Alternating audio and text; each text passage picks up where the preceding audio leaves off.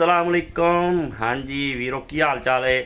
ਮੈਂ ਤੁਹਾਡਾ ਆਪਣਾ ਚਾਚੂ ਇਕਬਾਲ ਤੇ ਵਲੌਗ ਦੇ ਨਾਲ ਜੁੜ ਕੇ ਰਹਿਣਾ ਅੱਜ।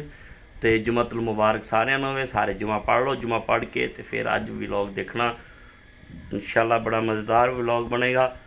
ਤੇ ਜੁਮੇ ਦੇ ਵਾਸਤੇ ਨਾ ਨਿਕਲ ਜਾਓ। ਅੱਲਾ ਅੱਲਾ ਦੁਆ ਕਰੋ ਸਾਰੇ ਜਣੇ ਮੇਰੇ ਲਈ ਤੇ ਆਪਣੇ ਲਈ, ਸਭ ਲਈ। ਤੇ ਜੀ ਵੀਰੋ ਕਿ ਸ਼ਬਾਨ ਦਾ ਪਹਿਲਾ ਜੁਮਾ ਪੜ੍ਹਿਆ ਆ ਤੇ ਸ਼ਬਾਨ ਜਾ ਰਿਹਾ। ਅੱਲਾਹ ਤਾਲਾ ਬਰਕਤ ਪਾਏ। ਬਰਕਤਾਂ ਦਾ ਮਹੀਨਾ। ਇਸ ਤੋਂ ਬਾਅਦ ਰਮਜ਼ਾਨ ਸ਼ੁਰੂ ਹੋ ਰਿਹਾ। ਰਮਜ਼ਾਨ ਦੀ ਤਿਆਰੀ ਕਰ ਰਹੇ ਸਾਰੇ। ਤਿਆਰੀ ਕਰ ਲਓ ਤੁਸੀਂ ਵੀ। ਰਮਜ਼ਾਨ ਦੇ ਵਿੱਚ ਇਹ ਆ, ਸ਼ਬਾਨ ਦੇ ਵਿੱਚ ਰੋਜ਼ੇ ਰੱਖੋ। ਕਾਰੀ ਸਾਹਿਬ ਨੇ ਦੱਸਿਆ ਜਿਨ੍ਹਾਂ ਦੇ ਕਜ਼ਾ ਰੋਜ਼ੇ ਨੇ ਨਾ, ਉਹ ਰੋਜ਼ੇ ਰੱਖਣੇ ਸ਼ੁਰੂ ਕਰ ਦਿਓ। ਕਜ਼ਾ ਆਪਣੇ ਜਿਨ੍ਹਾਂ ਦੇ ਪਿਛਲੇ 'ਚ ਹੋਏ ਨੇ ਜਾਂ ਉਹ ਇਸ ਮਹੀਨੇ 'ਚ ਰੱਖ ਲਓ।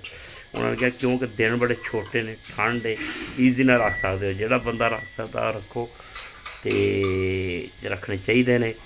ਬਾਕੀ ਰਮਜ਼ਾਨ ਮਾਸ਼ਾਅੱਲਾ ਆ ਰਿਹਾ, ਬਰਕਤਾਂ ਦਾ ਮਹੀਨਾ, ਬੜੀਆਂ ਰੌਣਕਾਂ ਸ਼ੁਰੂ ਹੋ ਰਹੀਆਂ ਨੇ ਆਨ ਕਰੀਬ। ਤੇ ਤਿਆਰੀ ਵੱਟੋ ਸਾਰੇ ਜਣੇ ਰਲ ਕੇ। ਅੱਜ ਦਾ ਵਲੌਗ ਜਿਹੜਾ ਵਾ ਬਸ ਅਸੀਂ ਪਾਉਣਾ ਸ਼ਾਰਟ ਹੀ ਹੈ ਕਿਉਂਕਿ ਕੰਮ ਹੈ ਨਹੀਂ। ਕੰਮ ਵਿਹਲੇ ਬੈਠੇ ਹਾਂ। ਦੁਆ ਕਰੋ ਕੰਮ ਸ਼ਮ ਕੋਈ ਚੱਲੇ, ਅੱਲਾ ਖੈਰ ਕਰੇ। ਫਿਰ ਇਨਸ਼ਾਅੱਲਾ ਕੰਮ ਦੇ ਵਲੌਗ ਹੁੰਦੇ ਨੇ ਜ਼ਿਆਦਾਤਰ ਮੇਰੇ ਤੇ ਸ਼ੇਅਰ ਸਬਸਕ੍ਰਾਈਬ ਤੇ ਲਾਈਕ ਲਾਜ਼ਮੀ ਕਰਿਆ ਕਰੋ। ਫਾਲੋ ਕਰਿਆ ਕਰੋਗੇ ਤੇ ਤੁਹਾਡੇ ਨਾਲ ਜੁੜ ਕੇ ਇਨਸ਼ਾਅੱਲਾ ਰਵਾਂਗੇ। ਮੁਹੱਬਤਾਂ ਪਾਇਆ ਕਰੋ। ਉੱਦਾਂ ਦੀ ਮੈਂ ਨਹੀਂ ਪਾਉਂਦਾ ਗੰਦੀਆਂ ਵੀਡੀਓ ਇੱਧਰ ਉੱਧਰ ਜਿਹੜੇ ਲੋਕ ਪਾਉਂਦੇ ਨੇ ਉਸ ਤਰ੍ਹਾਂ ਦੀਆਂ, ਤੇ ਨਾ ਸਾਨੂੰ ਉਹਦੀ ਜ਼ਰੂਰਤ ਹੈ ਪਾਉਣ ਦੀ। ਠੀਕ ਹੈ ਨਾ ਜੀ। ਅੱਛੀ ਵੀਡੀਓ ਦੇਖਿਆ ਕਰੋ, ਅੱਛੀ ਪਾਇਆ ਕਰੋ। ਤੁਸੀਂ ਵੀ ਸਭ ਮੁਹੱਬਤ ਕਰੋ ਇੱਕ ਦੂਸਰਾ। Happy to you.